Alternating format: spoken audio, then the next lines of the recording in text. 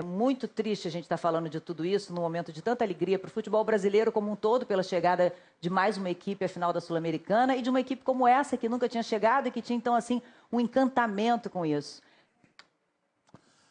Fátima, quantas vezes nós já... Me perdoe a falta de voz, porque não dormi.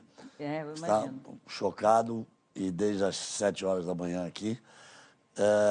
Mas quantas vezes nós estivemos juntos falando sobre futebol, quantas vezes nós alimentamos esperanças com a nossa seleção brasileira, quantas vezes até depois de derrotas nós estivemos juntos falando. Eu diria que é um dos momentos mais difíceis desses meus 42 anos de carreira. Me vem imediatamente à mente a narração do acidente de Ayrton Senna.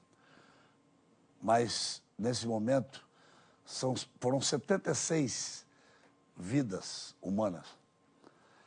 Os familiares, a notícia do Danilo, que deixou a mulher Letícia, o filho Lourenço, de 2 anos, que nós dávamos como um dos sobreviventes, e chega a notícia do falecimento dele, que não resistiu. O Caio Júnior dizendo que Deus o colocou ali naquele momento. E nossos companheiros de Globo, companheiros de outras televisões, mas isso tudo é muito pouco, e tudo isso é insignificante. Até o próprio momento da Chapecoense, desse momento, um clube novo de 1973, que vivia esse momento de fantasia, de ser o primeiro time de Santa Catarina a chegar a uma final internacional, os vídeos que nós mostramos da alegria, do embarque, de estarem ali embarcando, tudo isso é nada perto do que se perdeu, perto do que se pode dizer a uma mãe, o que se pode dizer a um pai, o que se pode dizer a um filho, a uma esposa, a um irmão, aos familiares, o que se pode dizer a eles, apenas que Deus dê forças para que cada um possa superar esse momento. Acho que as reações vieram de imediato de todas as partes do mundo, o mundo do futebol se movimentou, o Grêmio imediatamente disse que não tinha a menor condição de fazer o jogo decisivo da Copa do Brasil amanhã. O Atlético Mineiro imediatamente disse que era um dia de tristeza e de luto. As mensagens que vieram, a iniciativa do próprio Atlético Nacional de pedir que se declare a Chapecoense como campeã da Sul-Americana. Então, somos todos Chape. E eu tenho certeza que vai haver uma união de todos os clubes para que ela possa continuar. Mas volto a insistir, Fátima, tudo isso é nada perto da dor que todos estão sentindo e perto de um momento tão triste. É a maior tragédia. Se nós viermos desde 1949, quando o avião do time do Torino bateu na Basílica de Superga, se depois com o Manchester United, ou com o time de rugby do Uruguai, ou com a seleção africana De Zâmbia, né? do Senegal, quando o avião explodiu, é a maior de todas as tragédias. Galvão, Eu fui... Diga. Não, eu ia dizer como a gente é frágil, como a gente é frágil, né? Naquela partida que levou a Chapecoense para a final, comemorou-se tanto uma defesa incrível que o Danilo fez, já na prorrogação, já nos minutos depois do final, né? Em que ele faz uma defesa incrível e que colocou a equipe da Chapecoense nessa final histórica. E como a gente não sabe, né, os desígnios que vêm, o que vai acontecer, e aí hoje a gente está aí com a notícia da morte desse rapaz e de todas essas pessoas que estavam ali para um momento de alegria. Eu fiquei com a imagem dele ajoelhado, chorando, de alegria por ter feito aquela defesa. Mas volto a repetir que tudo não tem significado. A maior tragédia da história do esporte. Eu fui 3 vezes a Medellín. Na primeira vez que fui, Fátima, o aeroporto era na cidade mesmo, era uma coisa horrorosa de descer ali. Foi lá que Carlos Gardel perdeu a vida em 1937, num acidente. Depois Em 95, uma final de Libertadores do Grêmio, com o mesmo time Atlético Nacional, já descemos em Rio Negro, onde aconteceu o acidente, onde eles foram fazer o aeroporto a 80 quilômetros, cerca de 80 quilômetros de Medellín, lá no alto da montanha, para evitar qualquer risco nesse sentido. Eu nunca poderia imaginar que isso pudesse vir a acontecer. Dizer o quê? Que Deus dê força a todos eles. Me vem imediatamente Paulo Paixão, que você acompanhou em Copa do Mundo, que perdeu um filho na Copa do Mundo em 2002 e que volta a perder um filho. É muita dor para uma pessoa tão do bem como ele, um trabalhador. E assim, todos aqueles, todas as famílias. Eu acho que o silêncio, o respeito, a oração e pedir a Deus que dê força a todos, que possa trazer essa força para que todos possam superar um dos momentos mais tristes. A Conmebol acaba de divulgar uma nota que no dia 21 de dezembro vai acontecer uma reunião para decidir o futuro da Copa Sul-Americana. Isso não vai acontecer agora, essa notícia me foi passada nesse instante, no dia 21 de dezembro. Nós falamos com o Walter Feldman, com o secretário-geral, oficial o cancelamento da final da Copa do Brasil amanhã, e a confederação está em reunião para ver a última rodada, o que vai acontecer no próximo final de semana. Ivan, pela experiência que você tem, apenas as condições climáticas e o início de uma possibilidade de pane elétrica seria suficiente para a derrubada de um avião como esse? Geralmente não. Geralmente o que acontece é uma sucessão de fatores. Pelo que se sabe até agora, o avião tinha uma pane elétrica. Haviam vários CBs. CBs é uma nuvem chamada cúmulos nímbicos, que a gente chama de CB. São essas nuvens que têm raio, ventos ascendentes, descendentes, granizo, na região de Medellín. E o avião tem sistemas redundantes, ou seja, o avião não tem um sistema elétrico. Ele tem um sistema elétrico, tem um outro sistema elétrico chamado APU, Auxiliary Power Unity, e ele tem o sistema elétrico até gerado pelo movimento das hélices.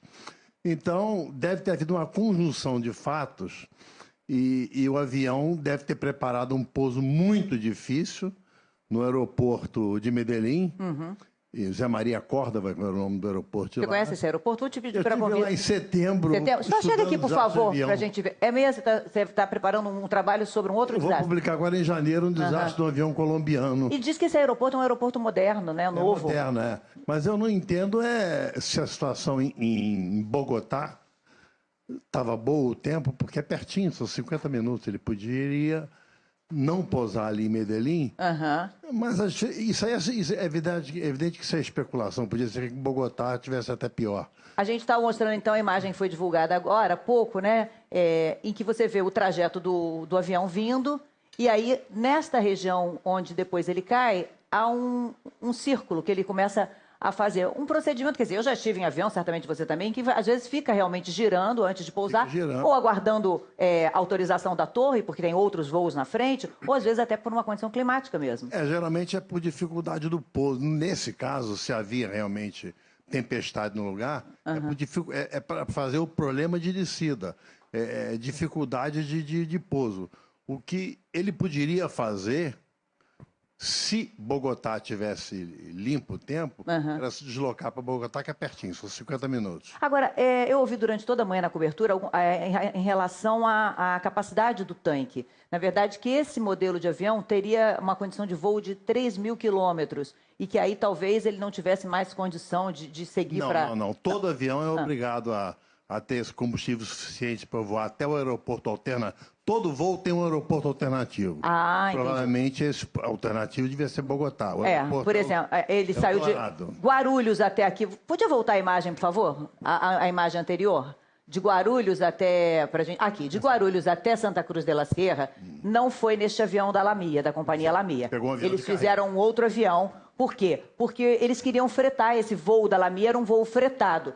Mas como o ponto de partida era o Brasil, o ponto de chegada era a Colômbia, a Agência Nacional de Aviação Civil não permite que você frete um avião de origem boliviana como era Tinha esse. que ser brasileiro ou colombiano. Ou brasileiro ou colombiano. Um acordo internacional, né? É Tem um um acordo acordo internacional. Como a Chapecoense já estava acostumada a voar neste avião, já conhecia o piloto, já viu uma relação de afinidade, o que eles optaram por fazer foi ir de Guarulhos até Santa Cruz de la Sierra, na Bolívia, e de lá sim pegar um avião que for este avião da LAMIA que fosse até Medellín. E aí eu pensei que a capacidade pudesse ser diferente, mas então você diz que há sempre outro aeroporto.